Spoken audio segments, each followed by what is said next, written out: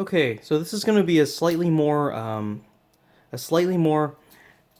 one final test of the usage of photoresistors for opening the gate. As established in the earlier video that I accidentally zoomed in for when I brushed the screen walking by the back of the camera, it's clear that actually this a photoresistor being used on this 10-volt circuit will not provide 5 milliamps of current, which is what is needed, it looks like, to open the gate. So, so last time the test was not with the actual system, which was which would have been an LED with the photoresistor. It was just with, random, probably much brighter. What are they called? Much brighter flashlights. So this is going to be a more accurate test of what it would actually look like using the 3.3 volts from a Raspberry Pi output pin to drive an LED. Okay, so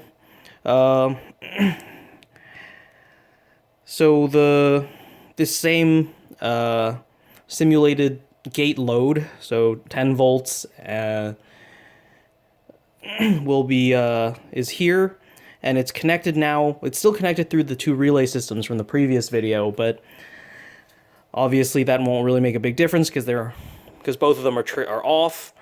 And so what will happen is also connected here are through this ammeter is the what's it called, the photoresistor. And so the photocell, and the photocell is connected on the other side to the other side of the circuit. So from here, we should be able to see in action whether or not we can get high enough current. All right, so let's take a look. All right, so we can see that with the room lights on, the LED turns on. So let's put this taped up container again back here, and we see that the current now instantly drops back.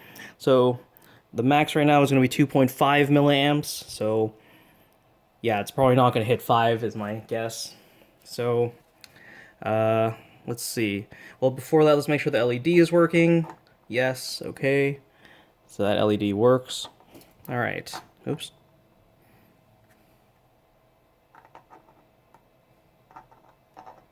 All right. So, resetting. Okay. So, now let's try it. With the with the non-realistic example, the unrealistic example last time, directly actually connected to the load directly, I saw about 2 amps of, 2 milliamps of current, with the ammeter, so we'll see if I can replicate that with this red LED.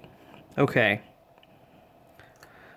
Alright, triggering the LED, the photoresistor turns on, and unfortunately it looks like about 1 milliamp of current only, which that's not going to be enough. I mean, the light will turn on, but it won't be enough to open the gate. However, an idea from last time, when I was only off by roughly a factor of 2, was to instead consider simply connecting 2 of them in parallel, because that would essentially have the resistance if I connect the 2 photocells, putting one on each side. So I'm going to try that now and see what happens. Okay.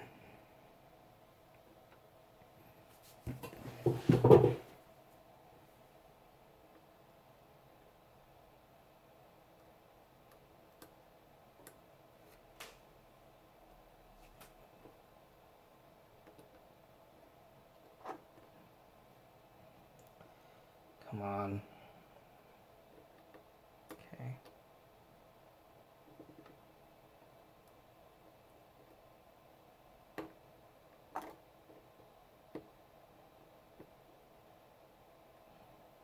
So the thought process behind this was, well, two resistors in parallel that are the same should roughly have, well, not roughly, if they're exactly the same, it should have the, oh, of course, it should have the overall resistance. So if I put two photoresistors in, one on each side, perhaps that could have the resistance as well. Okay, so now I have two photoresistors pointing that way, and now I will take some, I will now hit the camera again. Okay.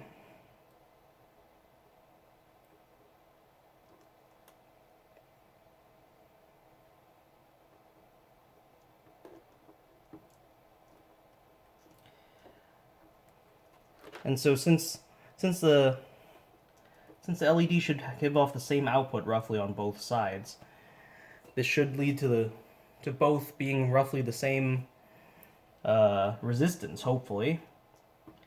And so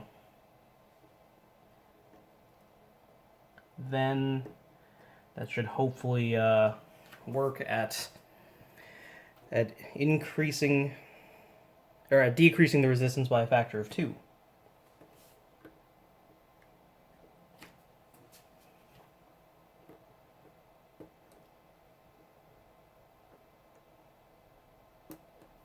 This is, of course, all for fun because it doesn't matter. It's clear that there's essentially not going to be any way to get this to work, I think. I mean, these resistors are already probably as low as I can get for this for an LED. It's a total of 66 ohms. It's 233s in series. Alright, so now having connected that in series, or having connected the two photoresistors in parallel, let's turn this back on, and let's see what happens. Okay, so we're seeing a current of almost 1.5 milliamps.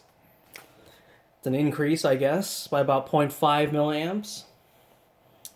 So it looks like by having that, I was able to increase, by having the resistance, I was able to increase it by about 0.5 milliamps.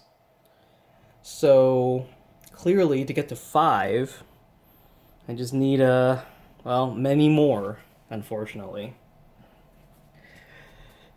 Well, didn't quite double like I'd hoped, though that was assuming that they were regular resistors, and I'm sure it doesn't take into account, besides the variation in each one, I'm sure this is not a perfect way. In fact, they're probably not identically pointed at the light, so that probably doesn't help either.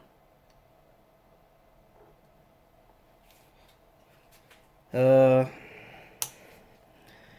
with two of them in the room light, it looks like this leads to, hey, it's enough in the ambient light, I guess. Because that, oh, is it? No, it's not. It's about half. So this is maybe about what I was getting in the actual original video. So, yay, I guess.